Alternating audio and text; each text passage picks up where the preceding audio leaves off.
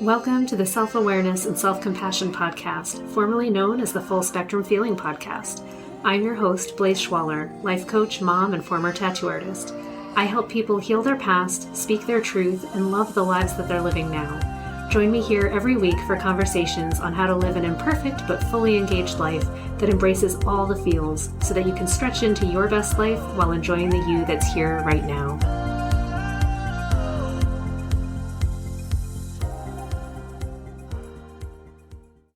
You guys, more is not better, but we seem to have this concept in our heads that's just built in, particularly in a capitalist society such as the one that I live in, that more is infinitely more desirable than less, that we want to have more than our competitors. We want to have more experience. We want to have more stuff. We want to have more ideas. And then we feel let down if we don't have that, or we feel disappointed in ourselves or let down by society if we haven't managed to somehow get our greedy little hands on more. And I've noticed this in myself, and I want to talk about it. So what is it about more that is so enticing? And I think to understand that, we really have to think about what is less. What do we think is happening if we perceive that we don't have what others have? And are we okay? Can we be okay with that if it's a fact? And why aren't we?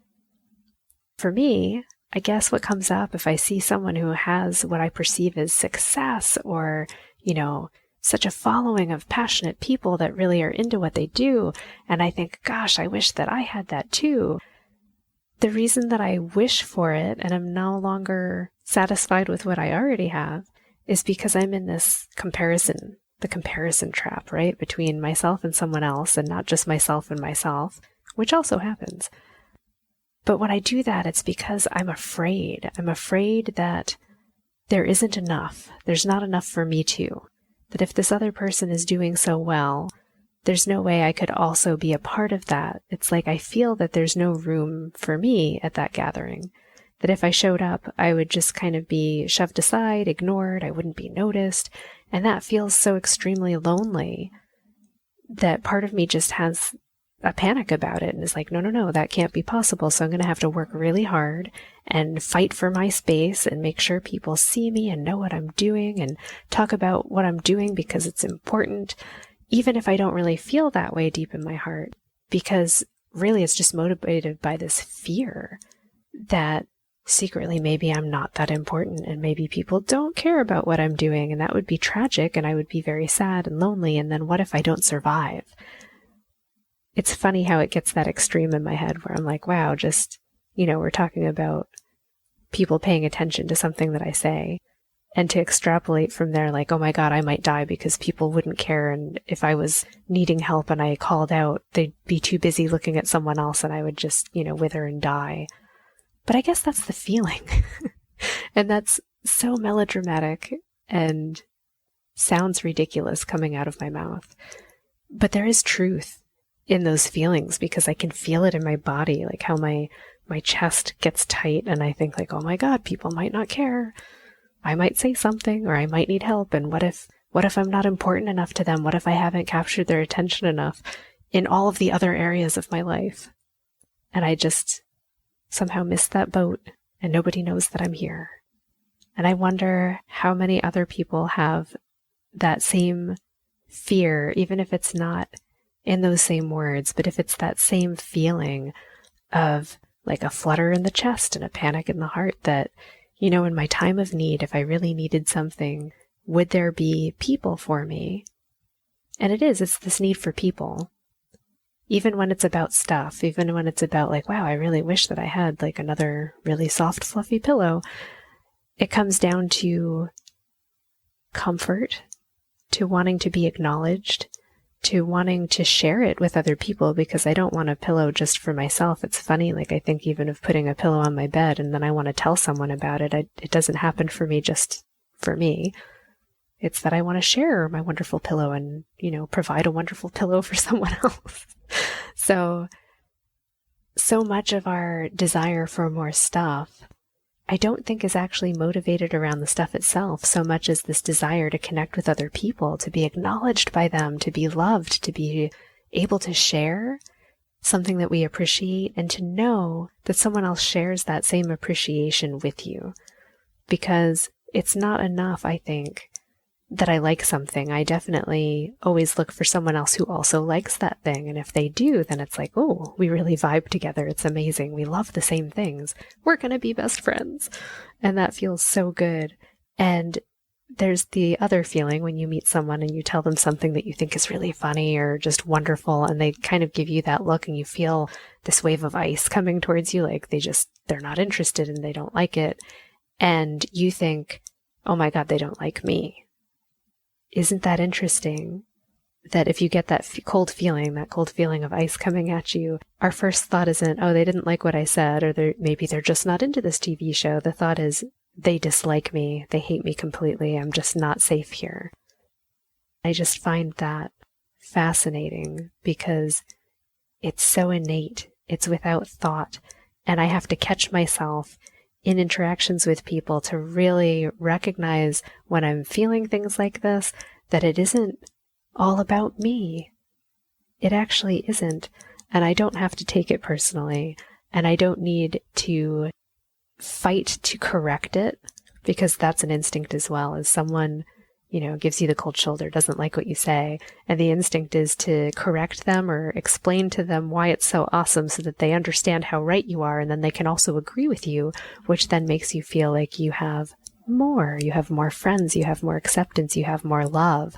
And maybe that's what it is this feeling that if someone is not in resonance with you, if they don't like what you like, if they don't want to shower you with attention or give you more of that, then it's because you aren't loved, that you're not safe. And then, that can trigger all those feelings of like, well, I just need to find something that will make me feel better.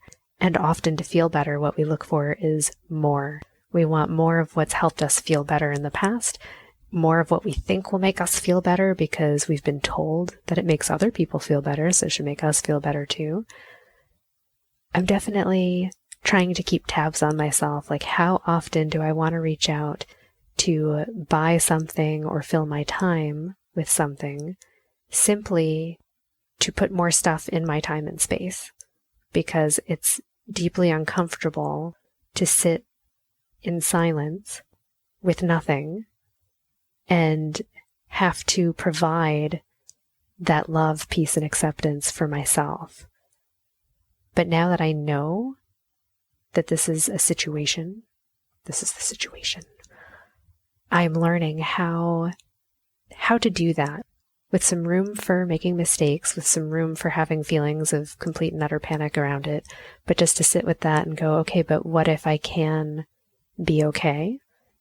Even if this person doesn't like what I brought up, or they didn't like my podcast, they didn't like my words, they didn't like the book that I recommended, or they don't like my art, or whatever it is, and just sit with that and go, but did I like it? Did I have fun? Was I enjoying myself? Did anybody resonate with it?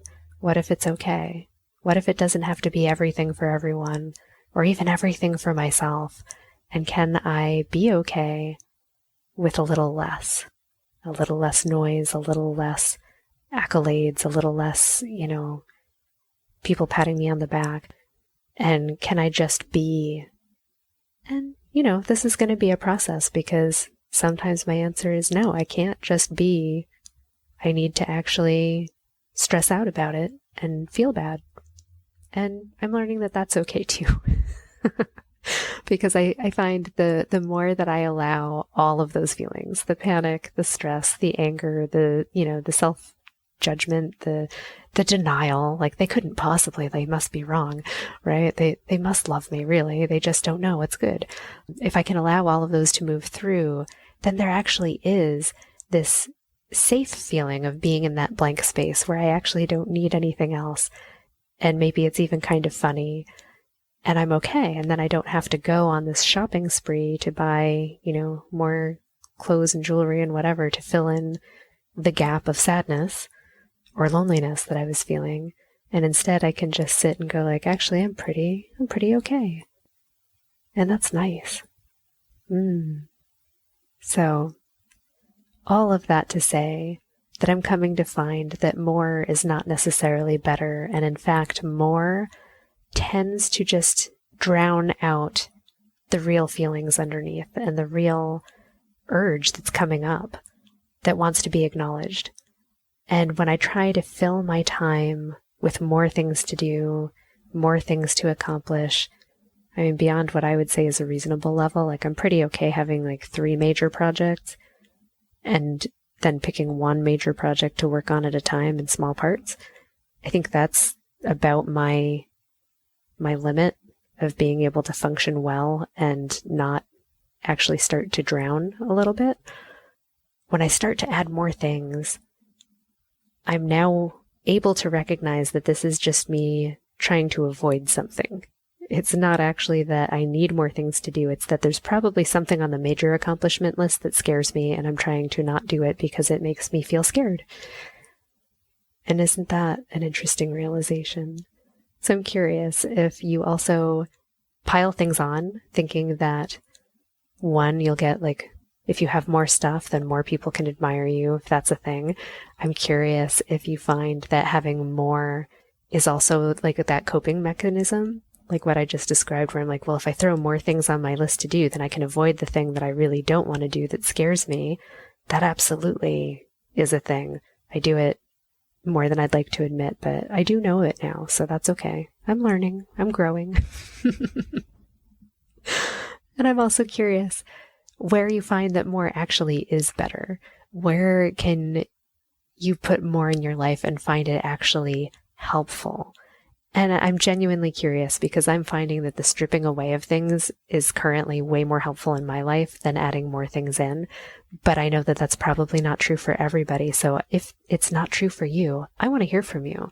Please hit me up and send me an email, blaze@blazeschwaller.com, and tell me more is better and tell me why. And if you find that more is not better, then let's sympathize together. Tell me about your feels. I am here for you. Thanks as always for being here. I look forward to these conversations every week. And yeah, thanks. I hope you have a wonderful week and that you have just enough things to keep you interested, occupied, happy, and feeling successful, content, and joyous this week and always. I'll catch you next time. Thanks so much for joining me. If you enjoyed this podcast, please subscribe and share it with someone you love, and leave us a review. You can learn more and get some self-compassion tips and tricks by visiting coachwithblaze.com, where you can sign up to get my free booklet on overcoming anxiety, overwhelm, exhaustion, and burnout. I'm sending you so much appreciation and love, and I'll see you next time.